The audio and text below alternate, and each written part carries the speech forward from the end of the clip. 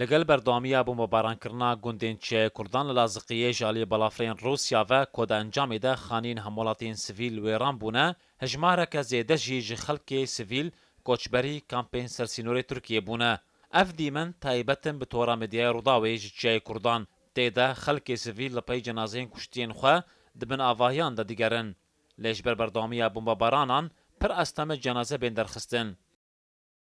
احنا من جبل الكراد هاجرنا وجينا لهون للضرب ام جی چیای کردانه جبر بومبیان ام کوچبر بون ام هاتن ور بالفر بردوام لمددن مالا کچامن کتخواری کچامن و هفجینی و کچاوی بریندار بون کچامن زیانه که مزندی تشتکی و نما ونحن جينا لهون نشان هيك.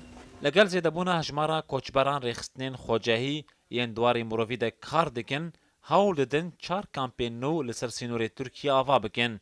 Ji bo ku koçberên nû têde werin niştecêkirin. Lê ji ber nebûna piştgiriyê nikarin van hemû kampan ava bikin. Lewma koçberên çiyayê Kurdan neçarin kon li çolê ji xwe re vedin. والصواريخ يضربونا والله يا خالي. والله بصاروخان المدن ام دبن رحمه مرنه دبجين و ام نزانن كنگي و روكت المبكبه ايجار ام نچار مانزارو كن خواكم بكن و ام هاتن فر بالاخر طلعنا من فزعنا وضلينا جاهل. لەگەل بەردەوامیە بۆمبەبارانە van balafran roj bi roj rewşa mirovî li çiyayê Kurdan aloz dibe.